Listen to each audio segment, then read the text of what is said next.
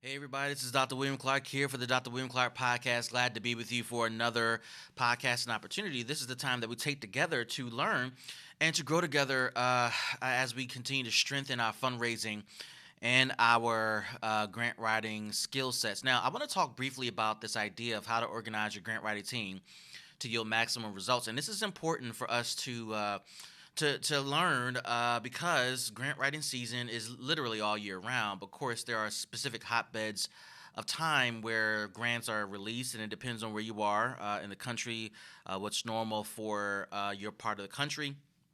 Also, it depends upon the foundations or the grant giving institutions. It depends upon their fiscal year, when it ends, when it begins. All that plays a role into when grants are released. And there are some organizations that release grants on a regular basis, regardless of their fiscal year. And so that does matter as well. However, regardless of when grants are released, regardless of when grant season is for your area of the country, there are a couple of things I want to share with you about how to organize grant writing teams to yield maximum results. Now, one of the things I want you to know before I jump into this is that you cannot write a grant on your own. If you believe that you can do this on your own, then I think you're starting behind the eight ball, and I think you're starting with a losing strategy from the very beginning. You need a team to help you get off the ground. You need a team, even when you're a mature organization. It takes a team effort to get things going. I know for us, as we continue to pursue grants and other funding strategies, it is not a one-man show. It is not one person doing everything to make sure we get the next grant in house. Instead, it is a team effort. There are different people who play a different role. And with that being said, let me just segue into this first point about how to organize your grant writing team to get maximum results. One of the first things you got to do, and I think this should be paramount to anything you do with a team environment, you got to have the right people at the table. If you don't have the right people at the table, then I think it leaves you in a position where you're not able to write your best work. Having the right people at the table allows you to get the best thinking in the moment so that you can get those ideas on paper. Now, having the right people is indicative of people who represent different places within the organization. And let's assume that you have multiple people on your team. And I'm gonna just kind of go through these models first. Well, let me just take a step back. Let's start with if you are new and you do not have a dedicated team. If you do not have people on salary, and let's say you yourself are not on salary, how do you find the right people to bring to the table? It's gonna look different for you than it does for a mature organization. But if you do not have a dedicated team that is on staff, what you can do is you can bring your board to the table if you have one. Now, I know when I look at the various social media platforms I'm a part of, and there's this push to get newbies to have a board, and I get it. I do get it. But I think newbies are in an awkward position when they start their nonprofit because finding the right board, finding a dedicated board, finding a board that's going to go through the process of growth with you is very difficult. So let's take that to the side. If you have a board, invite them. Now, the other thing you can do, if you are new to starting a nonprofit, you have to find out who your competitors are and who your allies are. Okay? Now, your competitors are going to be organizations, if you're new, $50,000 or less. They have $50,000 of revenue or less. You're not going to be competing with the 100,000, 500,000, $1 million plus organizations. There's just no way at this point you're going to compete. So you got to look at who your competitors are, and you got to find out who your allies are. The reason why that's important is because when you understand who your competitors are, you get a sense of who's interested in the work that you're already or that you're getting ready to jump into. The people who are at the $50,000 mark, the $100,000 mark, and above have proven that there's interest in solving the problem that you have identified as a problem as well. However, they've probably been in the game longer. They have relationships that you do not have. And as a result, you got to figure out, how do I get on board with the people that support them? Now, this does not mean you're going to automatically get those people to come onto your side. That's not how that works. But what will happen, what is more likely to happen, is if you're able to find out who your competitors are, what they are into, how do they do it, how do they execute their work, how do they engage in their work, you will start to find out where they spend the most time, what meetings they go to, what groups they are part of, what networking events they're part of. You got to then invite yourself, got to figure out how to get invited to those same events, begin representing your organization. And as you're networking, this is going to require you, especially if you're an introvert, this is going to require you to get to know people. As you start to network, you start to introduce your organization, you will start to find people who are obviously interested in what you're doing, but you'll start to find people that are like-minded, that are kindred spirits, that want to do something different. Maybe they're in the mode and in the mood of working with a newer organization who's trying to get off the ground. These people become your new friends. They become advisors. They become people who start to pour into your work, etc. And as you get to know these people and you start to talk about the grant writing process, what you want to go through, how you're going to go through it, you can invite them to the writing process. In addition, allies are organizations, and of course, the people you just met at this event will be allies. But allies, in the context of what I'm sharing, are organizations that are doing similar work but do not see you or view you as a threat, regardless of their size. These allies are organizations that may have resources, or at least more resources than you, who are willing to help you get off the ground. And they do this for a number of strategic reasons. They do it because they want to invest in their growth, research, and development. They want to invest in their innovation. Maybe they see a need for more providers to get into the work so they can lighten the load, that new provider can lighten the load. And there could be a host of other reasons why these allies want to be a part of your growth and your journey. Find out the reason for their investment, but then start to work with them, start to engage them in your grant writing process. And when you do that, once you start to go through this once you start to go through this networking process, you start to see who's in your corner, you start to see who you can work with, then you can start to invite these people to the table who can help you write your grant. Now, if you've been in the game for a little while, you have 5 to 10 dedicated staff, and you want to know who do you bring to the table to help write your grant. Let's assume you do have an executive director that's on salary. Let's assume you have a chief operating officer on salary and a chief program officer and a few other people who are doing frontline work. You want to bring people to the table who can contribute to the strategy of the grant. Now, if you're that small where you're 5, 10 people, it might make sense to bring all 5 to 10 people together to have their thinking. And the reason why that might be a good strategy is because the people on the front line have perspective about the work that you do not have as executive director or CEO, that the chief program officer may not have, the COO may not have. And so these people on the front line will have perspective that you don't have. And so that could provide you with insight about what's going on with the program, insight about what's successful, insight about what y'all can do different, what you can introduce different into the marketplace through a grant proposal. And that can help. Your chief program officer, who has oversight over the entire program, will have insight as well in terms of what can be done, and what you guys can do differently. And they can provide insight that is reflective of not only your work, but also work of your competitors in the industry. Your chief operating officer will have a perspective about new things that can be introduced that can be properly managed from an operational side, HR, IT, QA, finance, accounting, whatever the case may be. And so all of that helps when you're writing a grant. Remember, when you're writing a grant, you are talking about your vision. You're talking about a program idea you have that you want to get funded, and you want to get the feedback of all the critical decision makers or people who are going to be impacted as much as possible, particularly if you're a 5 or 10 person team. Now, if you're a 20 plus person organization, 50 plus, 100 plus, my previous strategy is, I think, useful, but I think that it gets more refined for larger organizations in that you're not necessarily going to fully invite your frontline staff to the grant writing process because you may have a lot more when you're a larger organization. However, you want to have representation of every element of your company at the grant writing process. And I'm going to get into the grant writing process in a minute. But representation matters. Programs, operations, back office, executive, etc. All of that matters. Now, this may result in maybe 3 to 5 people at the table. It may result in 10. And if it's at 10, that means you might represent a large organization. But regardless of the percentage or the number of people at the table, you at least want to have people that represent every unique thing that matters to the organization at the table to write grants. This leads me to my next point about how to organize your team for grant writing to yield maximum results.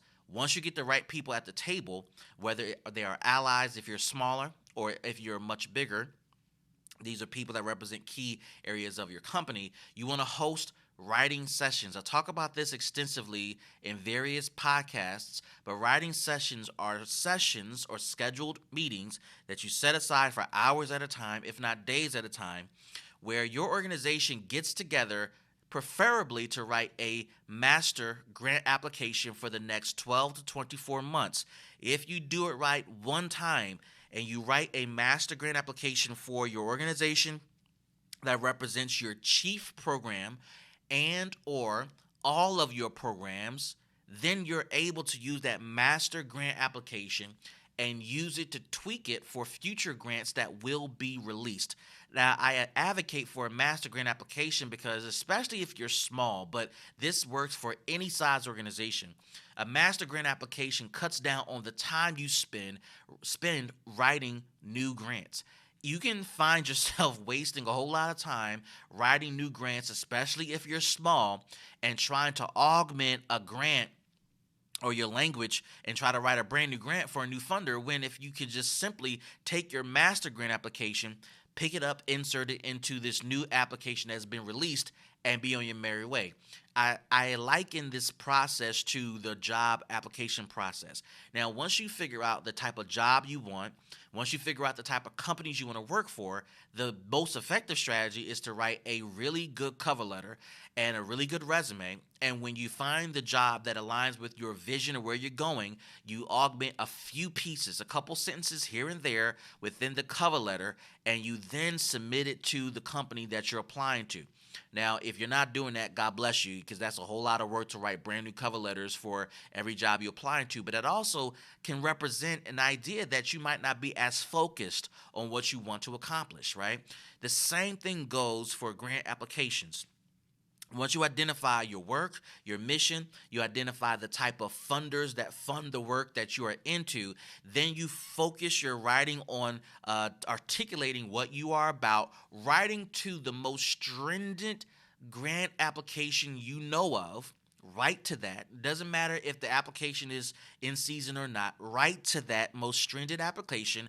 And then when you finish it, and you go through the review process, when RFPs comes out, whether it's from the stringent application to the least stringent, you will have your best work captured in a master grant application.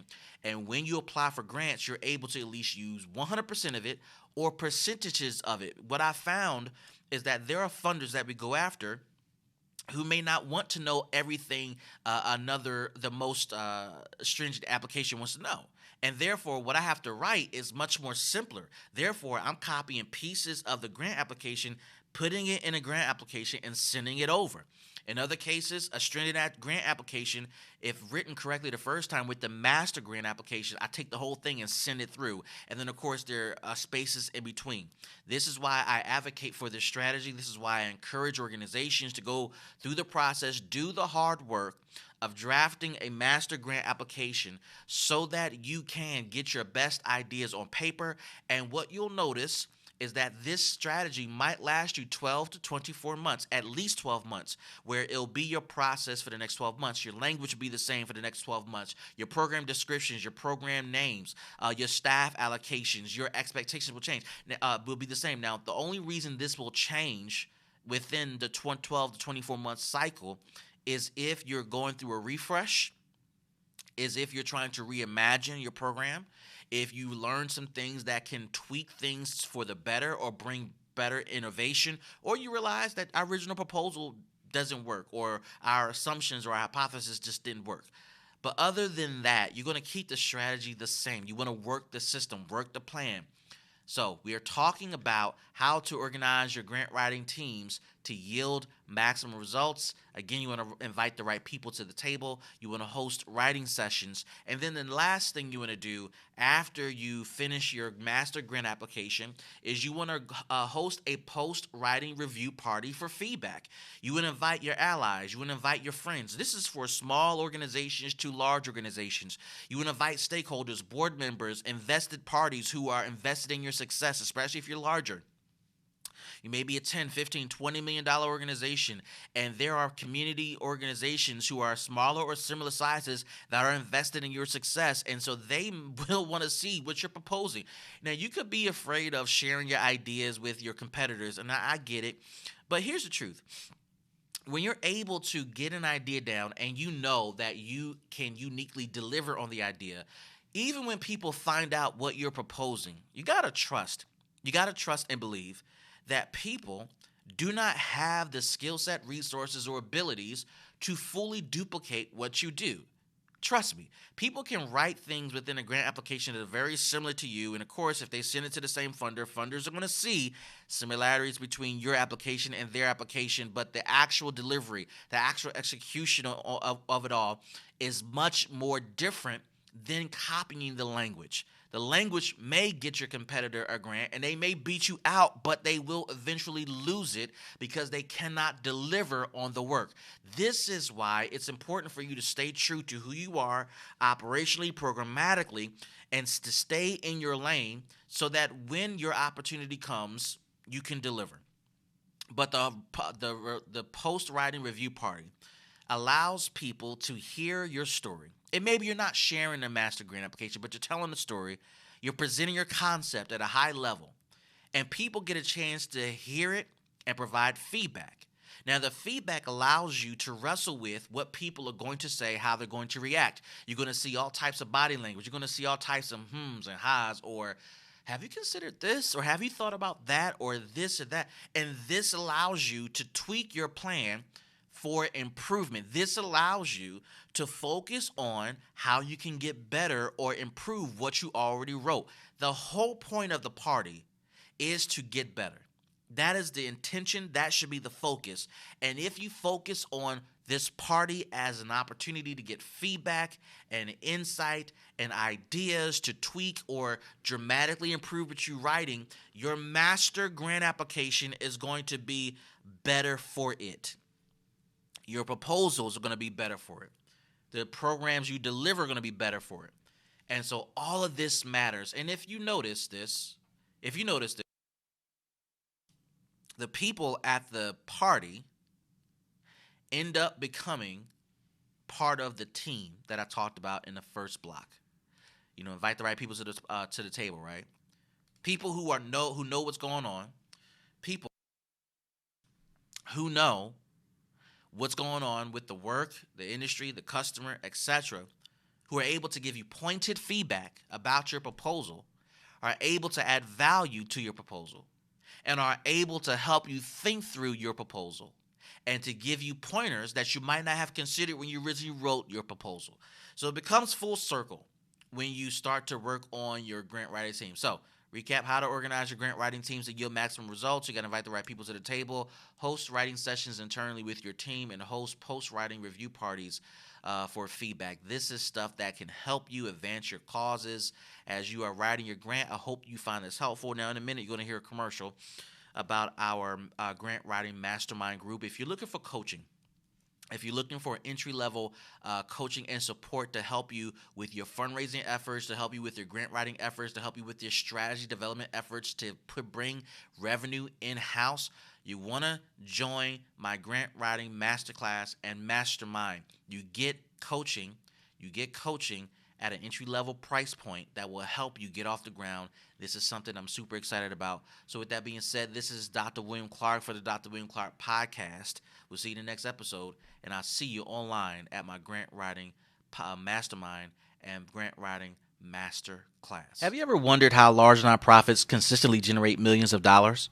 Have you ever wondered how to write the perfect grant, or how to successfully manage a grant, or even how to find money beyond grants? Hi, my name is Dr. William Clark, and I'm the creator and instructor of What You Should Know Before Applying for Grants.